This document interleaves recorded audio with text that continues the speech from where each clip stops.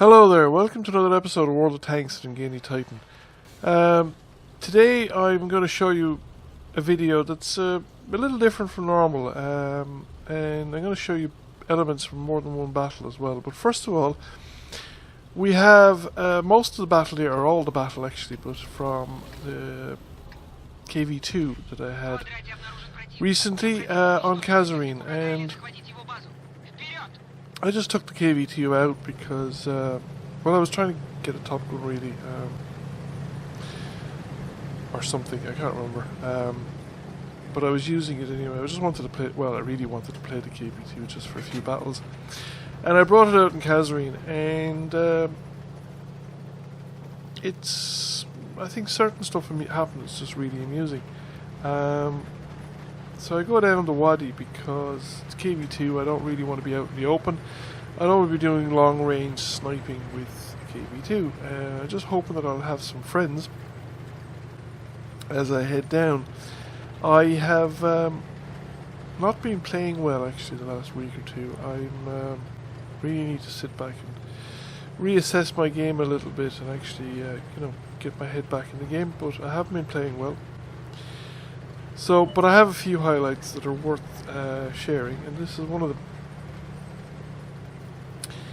So we're just cruising down here, hoping to meet enemy tanks without meeting too many of them altogether. That was one of the features of my weekend, is that I was meeting too many tanks sometimes altogether. Or the other thing that I was running into, I was playing the KV5 a lot, and I think the KV5 might have been past its glory days for the console. Combination of Japanese super heavies, the VK101P, which I don't seem to be able to penetrate from any direction with any kind of ammunition, and Swedish tank destroyers, which are amazingly stealthy. Well, can shoot continuously at KV5s from, and KV5 can't see them no matter what they do. So overall, I think the glory days of the KV5, where you could just charge into the enemy ranks and wreak havoc because people didn't understand what they were up against, doesn't actually matter anymore, because these tanks will just penetrate no matter what. Or in the case of the Japanese heavies, they just fire HE at you and you'll die quickly enough anyway. However, we're here, and we're at Japanese heavies that are not top tier. So we're able to manage them. I mean, I'm able to do damage to them, I'm able to hit them. And this guy here is up against 3 tanks. I fired at the gun here because I wasn't going to get much of a shot, and I didn't want him to shoot me because I'm the lowest tier tank here. And I wanted to, hoping that I'd, by shooting the gun, that I might knock the gun out and or kill gunner loader, therefore giving my allies a better chance of not getting hit as well. So we take him out, and then that happened. What a way to earn a Kamikaze medal. I'm absolutely amazed that I survived. In fact, let's look at that again. So there it is, it's coming down. He has got 80% of his hit points when he lands on top of me.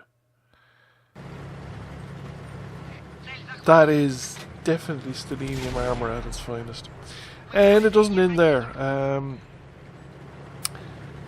The penchant for jumping off of cliffs and falling off of cliffs continues in this game. So we come to the next corner, and there's a Tiger 131 holding us up, and he's not in a bad position because you know, we all have to come out and expose.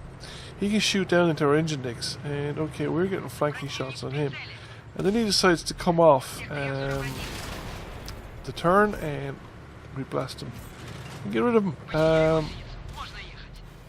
mean, you know, I don't know, there's other things he could have done. I was absolutely amazed to actually survive the hit from the Tog there. And I managed to do a fair bit of damage to the Tog. So that essentially took him out of the game, and then I decided to pull up and see if I can get up here to the corner, because I have very few hit points left.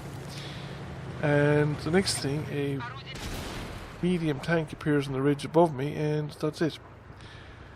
But he decides that, you know, this jumping off the cliff stuff is such good crack that just watch this. After that, nothing really exciting happened for the rest of the game. I mean, basically our tanks went around and shot other tanks in a very conventional manner, and, you know, we won.